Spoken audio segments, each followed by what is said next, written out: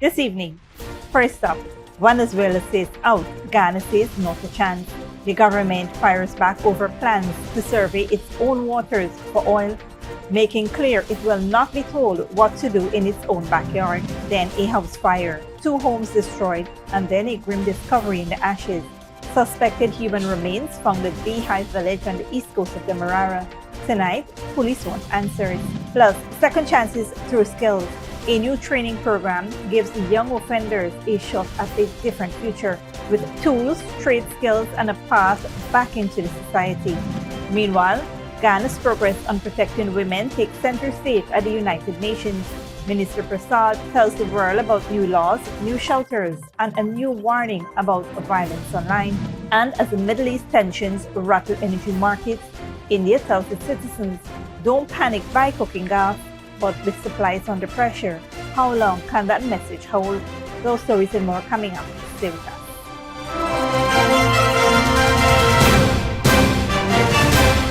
Welcome to this broadcast of Channel 2's Headline News Update for March 13, 2026. I'm Bibi Bacchus. Thank you for joining us. First up, the government of Ghana has rejected objections from Venezuela over plans to conduct a 3-dimensional multi-client seismic survey for oil and gas within Ghana's waters. The 3-dimensional multi-client seismic survey is a method used to look beneath the ocean floor to see if oil or gas might be there. In simple terms, Ghana says the exploration work will take place in its own maritime water, where it has the legal right to search for and manage natural resources such as oil. Officials explain that these rights come from the long-standing border ruling known as the 1899 Arbitral Award, which settled boundary between the two countries. Venezuela recently claimed that planned surveys were taking place in disputed waters. However, the Guyanese government says that is incorrect and insists the area is clearly within Ghana's exclusive economic zone. The government also explained that the seismic surveys are part of its plans to understand the country's offshore oil resources better and attract responsible investors to the energy sector. Officials further noted that the Geneva Agreement, which addresses Venezuela's border claim, does not prevent Ghana from carrying out development or exploration within its territory. Ghana is therefore maintaining that the exploration program is lawful and says Venezuela has no authority to challenge activities taking place within Ghana's maritime space. On a different note, a devastating midday crash on the east bank of Essequibo has torn a family apart, leaving a father and a toddler dead and a mother critically injured after the motorcycle they were traveling on collided with a truck. The deadly crash occurred at Orenstein near Perico, where the motorcycle carrying a family reportedly slammed into a canter truck that was turning across the public road. Reports indicate that the father and the toddler died on the spot. The child's mother survived the crash but sustained serious injuries and has been rushed for medical treatment, where she remains in critical condition. The accident occurred around midday and has sent shockwave through the community as authorities respond to yet another fatal road tragedy. Police have since launched an investigation into the circumstances surrounding the crash as they work to determine exactly how the collision occurred. In other news, a late-night fire that gutted 2 homes at Bee Hive Village on the east coast of Demerara has taken a grim turn after suspected human remains were discovered among the debris, prompting a police investigation. Police on the east coast of Demerara are investigating the discovery of the remains following the fire that destroyed the 2 houses late Wednesday night. According to police report, the blaze began just before midnight on March 11th, destroying the homes of 62-year-old Devanan Saw, also known as Chu, and 64-year-old farmer Videshwar Ramkisoon. The Ghana Fire Service responded to the scene and managed to extinguish the fire. However, after the flames were put out, police ranks conducted a search of the debris and discovered what appeared to be human remains, suspected to be those of Shaw. The remains were later taken to the Memorial Garden Funeral Home, where they are awaiting a post-mortem examination to confirm their identity and determine the cause of death. Authorities reported that no other person were injured during the incident. Police says investigations are ongoing as they work to determine the circumstances surrounding the fire and the discovery of the remains. Stick around when we return. Police investigate alleged assault on 14-year-old in Georgetown, and Ghana highlights progress in women's rights at UN Forum.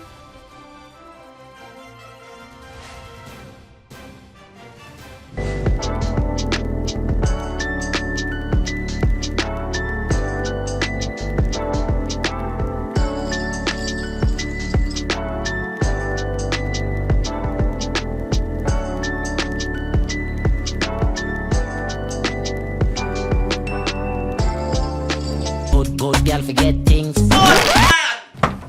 What's the problem, Granny? I want money for borrow for doing surgery. I was dancing and I fall and fracture my hip. If you need some quick money, you should check Lender's Jewelry and Pawn Shop. Lender's Jewelry and Pawn Shop, Lot 238 South Road Border, Georgetown. Get jewelry made to order in just 72 hours. We also accept vehicles. Lender's, best rates, longest payback period. Boys, I get through. Plus, I could dance again. Lender's Jewelry and Pawn Shop. Healing streams. A moment of love, a moment of grace, a moment of His power. You can put your hand wherever you want this power to be manifested. You're free. No, I can't jump. I can't walk. Healing streams this March would be something like the world has never seen before. Get up and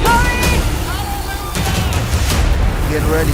Oh, beautiful Guyana, to all our wonderful Guyanese people across the country and around the world, you are warmly invited to live healing stream services taking place from Friday 13th to Sunday 15th of March 2026. Experience powerful prayer, uplifting worship, and a message of healing and hope, all from the comfort of your home. Join us live on YouTube or Facebook and be part of this life-changing spiritual experience. For more information or prayer requests, contact Sister Bernice at 695-0942. Don't miss it. Your healing may be just one prayer away.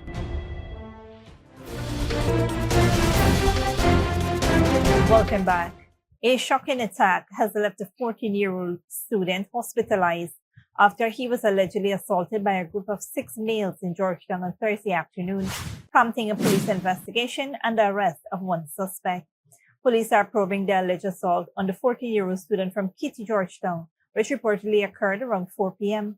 Initial reports indicate that the teen was attacked by 6 males who allegedly kicked and struck him, resulting in injuries. The boy was taken to the Georgetown Public Hospital Corporation, where he remains under medical care. Authorities have arrested a 17-year-old male from Durbin Street, Workmanville, Georgetown, in connection with the incident. Investigations are ongoing as police work to identify and apprehend the remaining suspects. In other news, a new technical and vocational education and training program for juveniles has been launched at the Georgetown Training Center, marking a significant step in providing rehabilitation and reintegration opportunities for young offenders. The initiative, a joint effort by the Ministry of Home Affairs and the Ministry of Culture, Youth and Sports, began with 6 participants, 5 males and 1 female, who will receive hands-on training in trades such as electrical installation, carpentry, and information technology. The program aims to equip young offenders with practical, job-ready skills to foster future employment and long-term economic independence. Minister of Home Affairs, Juanit Waldron, emphasized the program's role in supporting behavioral reform and reducing reoffending. Minister Waldron further added that rehabilitation must remain a central pillar of the justice framework. Providing young people with practical skills and structured opportunities for personal development creates meaningful pathways for reintegration. Minister within the Ministry of Culture, Youth and Sports, Stephen Jacobs, highlighted the value of technical training in empowering youths. He noted that the program reflects a commitment to ensuring that every young person, regardless of circumstances, has access to skills that support independence, dignity, and meaningful participation in national development. The Georgetown Training Center offers a structured environment where participants can develop both technical competencies and life skills, preparing them to successfully reintegrate into their communities. Moving on, Minister of Human Services and Social Security, Dr. Persaud, highlighted the country's progress in protecting women's rights during a United Nations Commission on the Status of Women meeting in New York City. Dr. Persaud explained that Guyana has been putting measures in place to better protect women and girls, especially those experiencing violence.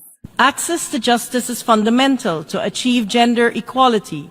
Legislation must be accompanied by education on rights, access to affordable legal services, effective law enforcement, and timely and reasoned judicial action. Trust is also critical. Women and girls must believe that pursuing action will yield justice. One of the key steps the minister mentioned is the Family Violence Act 2024, which expands the definition of abuse to include economic and psychological harm and provides stronger protection for victims. She also pointed to the establishment of Hope and Justice Centers, where survivors of abuse can receive medical treatment, counseling, legal help, and temporary shelter in one location. Persaud told the forum that more women are now serving in the judiciary and noted that women currently own about 60% of households distributed by the government. She said this shows that women are gaining greater economic independence. However, the minister warned that violence and harassment against women on social media remain a growing concern. She called for stronger international cooperation and urged technology companies to work with governments to make online spaces safer. The UN meeting, which runs from March 9th to 19th, focuses on improving access to justice and equal rights for women and girls worldwide. Don't go away after the break. One-party state. Guinea dissolves main opposition parties, and China-North Korea passenger trains resume after nearly 6 years. Good girl forget things.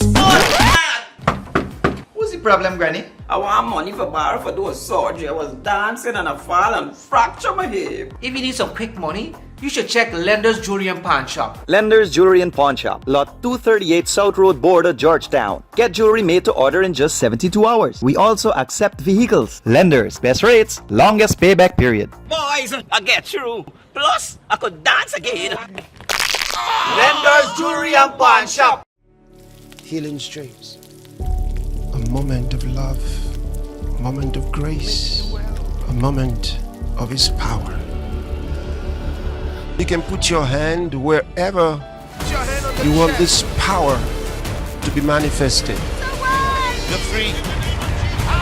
No, I can't jump. I can't walk. Healing streams this March would be something like the world has never seen before. Get up and get ready. Oh, beautiful Guyana, to all our wonderful Guyanese people across the country and around the world, you are warmly invited to live healing stream services taking place from Friday 13th to Sunday 15th of March 2026. Experience powerful prayer, uplifting worship, and a message of healing and hope, all from the comfort of your home. Join us live on YouTube or Facebook and be part of this life-changing spiritual experience. For more information or prayer requests, contact Sister Bernice at 695-0942. Don't miss it. Your healing may be just one prayer away.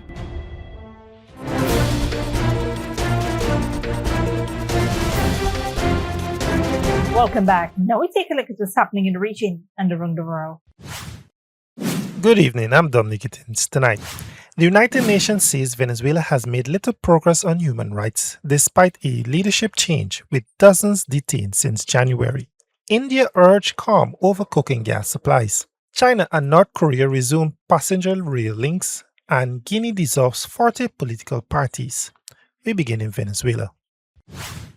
A United Nations fact-finding mission says Venezuela has shown no meaningful progress in improving human rights despite a change in leadership earlier this year. Addressing the UN Human Rights Council, investigators say civic freedom remains restricted under interim President Delcy Rodriguez.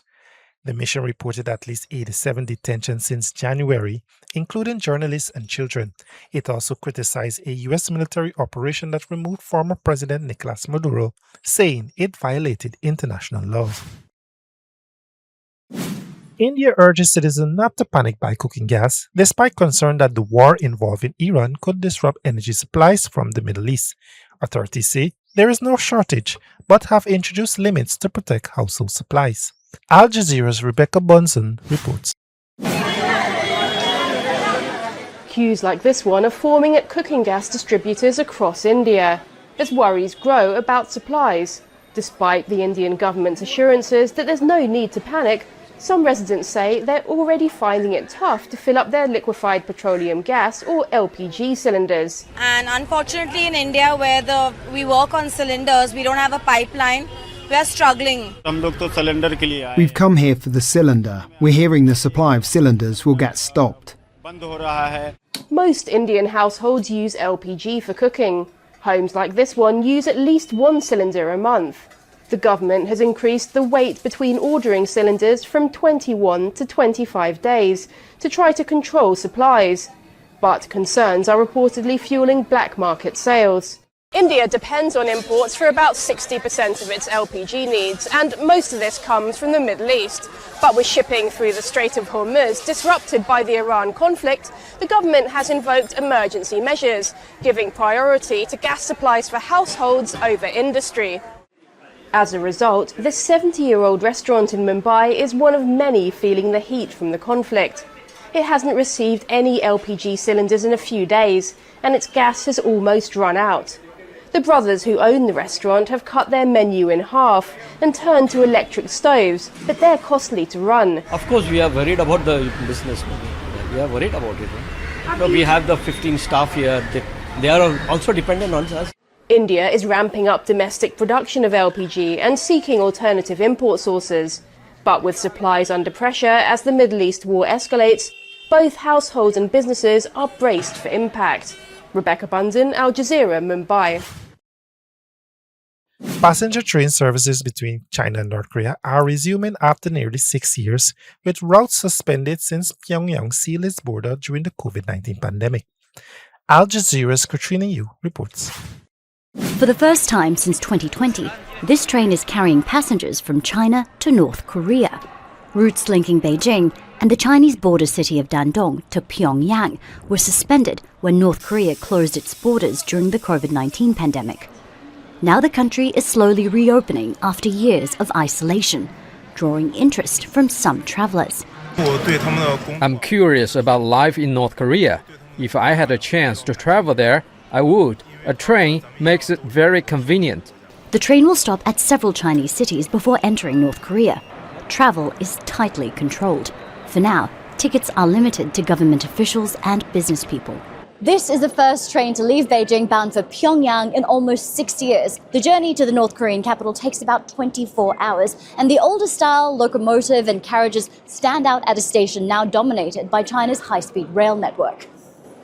North Korean leader Kim Jong-un visited China in September to attend a major military parade alongside President Xi Jinping. But Pyongyang has also been strengthening ties with Moscow, expanding military cooperation during Russia's war in Ukraine. That's raised questions about whether Beijing is losing influence over its northern neighbor. Yet China remains Pyongyang's top trading partner, an economic lifeline while the country remains under international sanctions over its nuclear weapons program. North Korea is also working to develop a tourism industry. Kim Jong-un opened this coastal resort last year, hoping it will become a world-class destination. An influx of Chinese visitors, potentially arriving via this rail link, could be key to its success. Katrina Yu, Al Jazeera, Beijing. Guinea's military-led government has dissolved 40 political parties, including the main opposition groups, through a late-night decree issued on Friday. Al Jazeera Harold Montasa reports. Opposition leaders in Guinea say the country is now effectively a one-party state. On Friday, the government issued a late-night decree that dissolved 40 political parties. The list includes Guinea's main opposition groups. A democratically elected government does not have the authority to dissolve a political party. There is a procedure that must be followed. The minister must follow the procedure. The move strips parties of their legal status and control of their assets. The government says the parties failed to comply with legal requirements, including submitting mandatory financial statements. The banned political parties deny those allegations. President Mamadi Doumbouya came to power in 2021 after a military coup that overthrew former leader Alpha Condé. He promised a transition to civilian rule and a return to democracy. But in August last year, Guinea's military rulers suspended the three major opposition parties ahead of a referendum that allowed Doumbouya to run in December's election. If some parties are marginalized, it is not good for the country. The president should work with everybody. It is in the interest of the people of Guinea. Legislative elections are expected in May, but with many parties banned from participating, questions are being raised about how free and fair those polls will be. Haru Mutasa, Al Jazeera. This brings us to the end of our regional and global news coverage. Up next is the Story Direct forecast.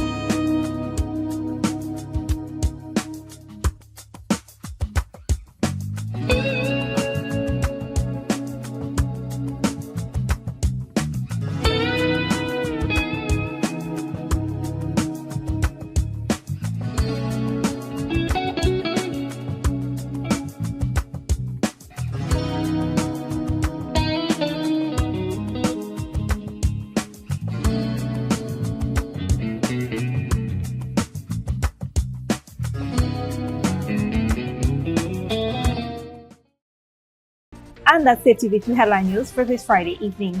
As we take our leave, we invite you to follow us on Facebook and YouTube. We will be off for the weekend, but you can tune in on Monday at 7 p.m. for more news.